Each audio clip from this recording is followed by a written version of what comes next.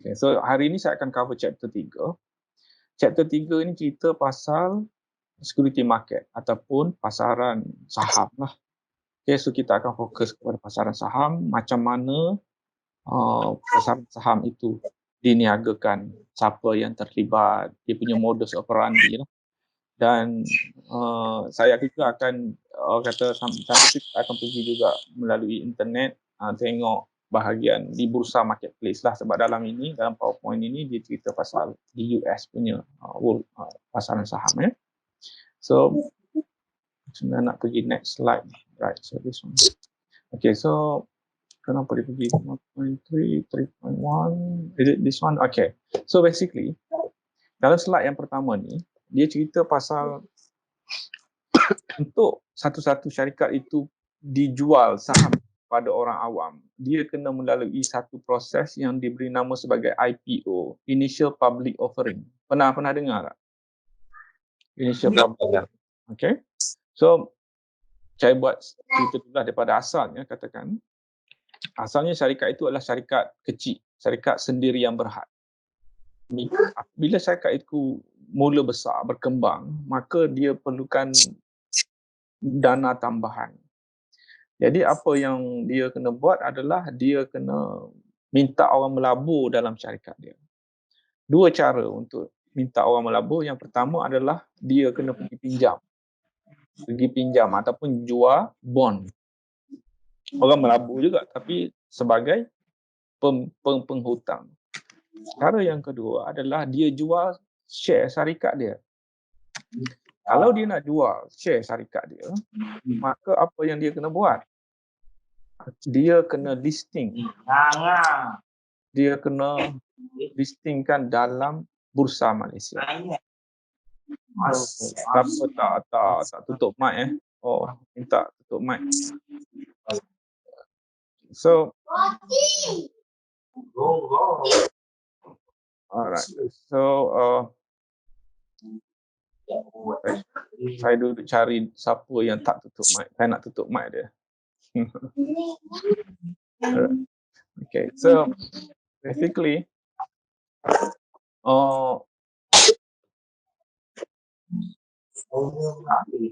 minta tutup mic kejap. Siapa yang belum tutup mic? Kuat sangat dia punya echo dia.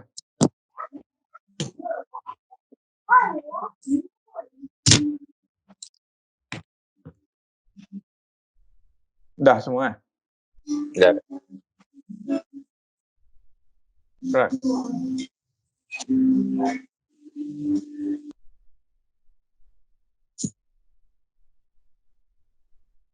Okay, boleh saya mulakan. Okay, saya sambung.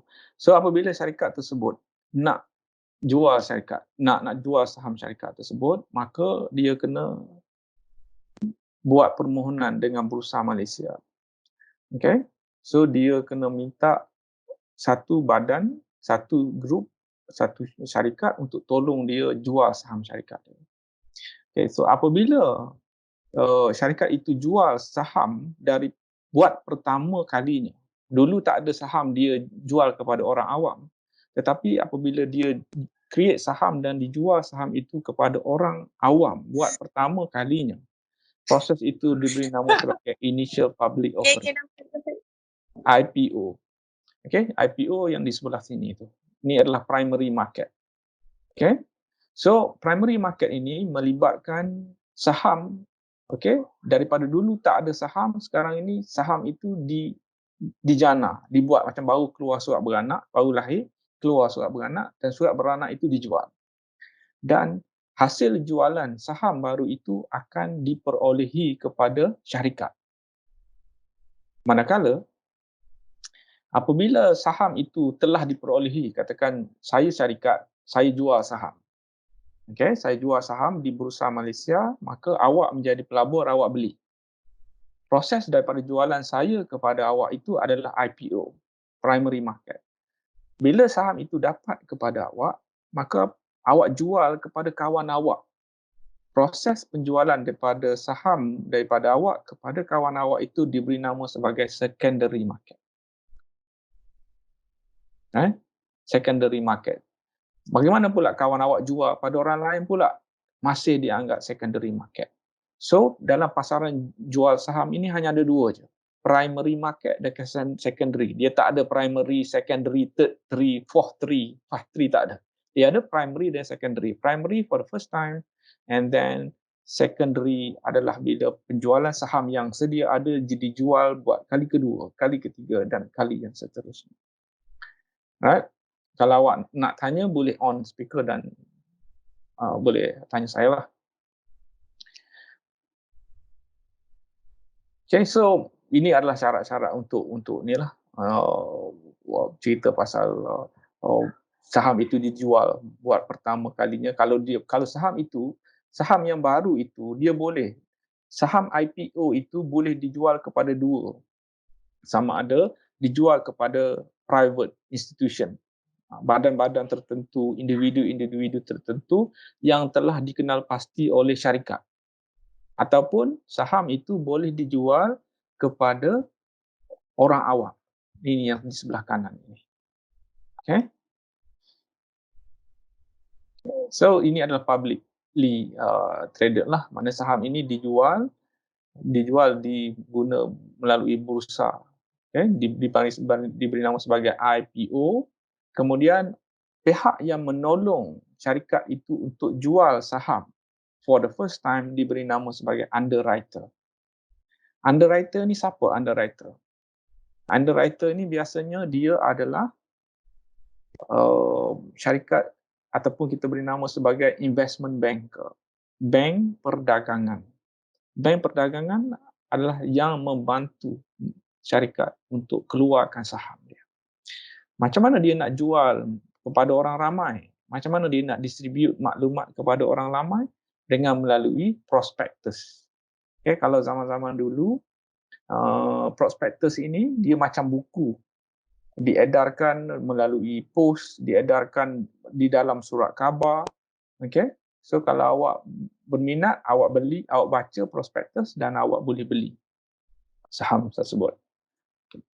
Dan ini cerita pasal initial public offering, isu pasal initial public offering. So sebelum dia nak jual, katakan saya nak jual pada 1 hari bulan 5, maka apa yang saya buat? Saya, iaitu issuer dan underwriter, syarikat yang saya lantik untuk tolong saya, akan buat roadshow. Dalam bahasa Melayu, jayawara. Buat roadshow. Pergi kat sana, pergi dekat sini, buat talk sana, pergi buat expo dekat sini, pergi company-company besar, pergi jumpa badan-badan kerajaan, sebab saya nak mereka beli. Okay? So, tujuan saya buat roadshow ini adalah tujuan saya nak book building. Apa maksud book building? Book building ini adalah satu proses apabila saya pergi buat roadshow, saya akan tanya orang yang datang itu, agak-agaknya berapa yang awak nak bayar saham syarikat saya? Berapa harga untuk satu saham syarikat saya? Saya nak dapatkan maklumat pada tanggapan, pada persepsi para pelabur, berapa mereka anggap saya punya harga saham syarikat saya. So, saya akan kutip. Macam saya buat bancian lah. Ada orang kata saham syarikat saya RM1, ada saham RM2, ada RM3, itu diberi nama proses book building. Daripada proses book building ini, maka saya akan boleh tengok secara puratanya saham syarikat saya. Itu diberi nama sebagai pricing. Dan kebiasaannya, daripada roadshow inilah saya akan tetapkan berapakah saham ataupun berapakah harga yang saya perlu jual bagi setiap unit saham syarikat saya. Dan kalau ikut sejarahnya di Malaysia, even worldwide pun, banyak saham dijual dalam bentuk underpricing. Apa maksud underpricing? Underpricing merujuk kepada dia jual saham lebih rendah daripada harga persepsi para pelabur. Katakanlah satu saham syarikat XYZ, kita jangkakan dia punya harganya RM10, tetapi untuk IPO dijual dengan harga RM9. So, itu adalah underpricing. Itu yang diberi nama, dia kata normally harga dalam IPO ini adalah 10% less than the average price. Jadi, apabila satu-satu pelabur itu dapat beli saham syarikat yang IPO ini, kemungkinan mereka akan dapat untung. That's what we call it winner's curse. Okay, dia macam satu sumpahan lah. Kalau awak dapat beli saham IPO, most probably awak akan dapat untung. Macam awak dapat jackpot, macam awak dapat jumpa lombong emas.